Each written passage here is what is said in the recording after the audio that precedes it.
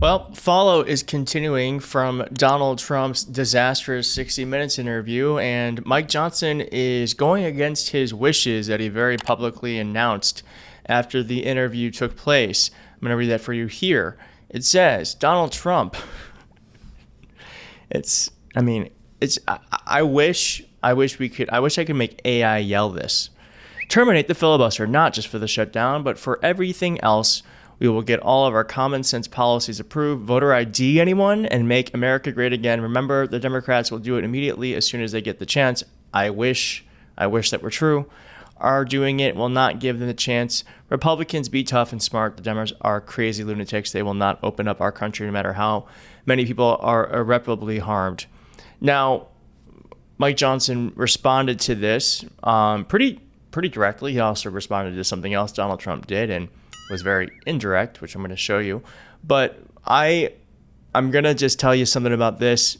You're going to think this is crazy, perhaps, but I actually think this is a very hopeful statement because though Donald Trump is clearly insane, writing in all caps and demanding Republicans do something for him as if he is running a fiefdom, it's also optimistic because Donald Trump is admitting he's not all powerful, that he needs the Republicans to actually do stuff in Congress in order for him to achieve his goals. So I know that sounds like a stretch, and clearly we are grasping for any amount of hope we can. But to me, this gives me hope because Donald Trump's saying, hey, I can't do it all. And in a democracy, that's a good thing. That's a good thing. So I'm going to hold on to that. Thank you, Donald Trump, for giving me some hope today. Now, Mike Johnson responded to this in the way that he always does, and he just said this.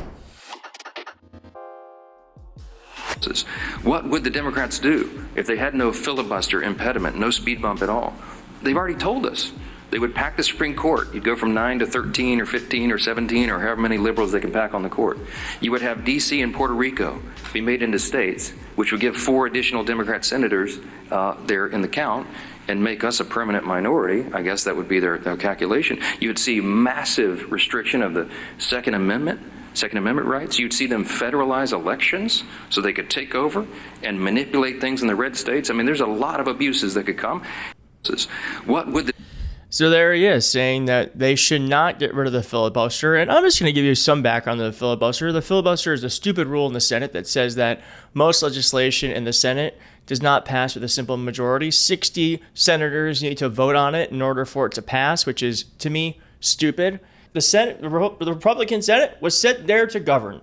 I feel like they should. When Democrats are in control, the Democrats should govern, and they should be able to pass any laws that they deem fit because they were sent to Congress to actually get things done. That's one of the reasons why the Senate sucks. It's one of the reasons why people don't like Congress because nothing happens there because of the Senate and the filibuster. I say get rid of it. That's kind of how I feel. And I also feel like if Republicans want to make the country worse, they've been voted into office, go do it. And then Republicans would have to suffer the consequences, the electoral consequences of passing shitty legislation. So I think the filibuster sucks on both sides because we can't get stuff done. And also the bad things they want to do don't get fully formed. And so Americans don't fully understand who they elected. Okay?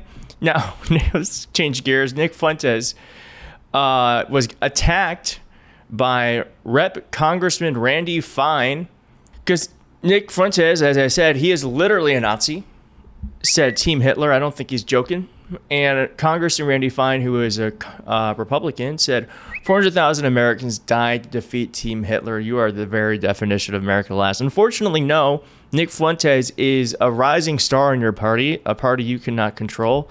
And to this, Nick Fuentes said, and you would have hundreds of thousands more dead Americans in order to expand Israel's borders because that's the only country you care about. You disgusting fat pig. Get out of my country. I'm just going to say this is Rep. Randy Fine. That's all I'm going to say. That is him. So there is a MAGA civil war happening, and it's actually very apparent, too, because Nick Fuentes went on the attack when it came to J.D. Vance. And he said, well, first off, someone said that this is J.D. Vance's biggest political problem in 2028. How on earth is he going to get the MAGA base to accept her? And Nick Fuentes said this. When conservatives attack Zoran Mamdani for being a foreigner, I just want them to keep the same energy with Vivek Ramaswamy and Usha Vance. Let's be consistent. And that's one of the reasons why I do believe that there is some there when it comes to JD Vance and his wife, because this is a political. It's sad. I think it's very sad that this is a political liability, that his wife, who is of Indian descent, is Hindu. I think it's a beautiful thing to have a family of mixed cultures. It's one of the beautiful things about our country, that we are supposed to be a country of mixed cultures, all American, but all different shades of red, white, and blue. But apparently to these folks, that's not a good thing. And I want to say this too, because this is probably the most newsworthy moment from yesterday's interview with 60 Minutes. I'm going to play it for you, and then I have Mike Johnson's response, which I think is just, yeah. So, yay, that was some great journalism, and we got even more great journalism when Mike Johnson was asked about this. And keep in mind, Donald Trump is such a pathetic piece of shit that when he put up a picture of all the presidents in the White House, he put up the auto pen for Joe Biden. But for some reason, him not knowing who he pardoned is completely fine. Now, of course, I don't believe that one bit, but regardless, here's Mike Johnson's take on it, here's what he said.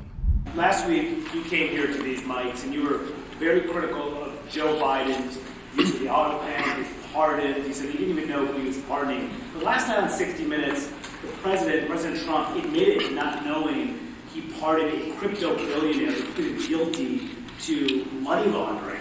Does that also concern you? I don't know anything about that. I didn't see the interview. You have to ask the president about that. I'm not sure. Yes, ma'am.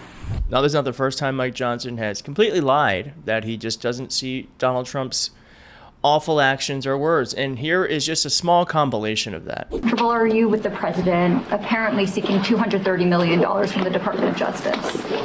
I don't know the details about that. I've just read it. I didn't talk with him about that. Yeah, he does it all the time. So we're going to keep following all of this and much more. So do please stick around, hit like, subscribe, and I'll see you soon. Bye.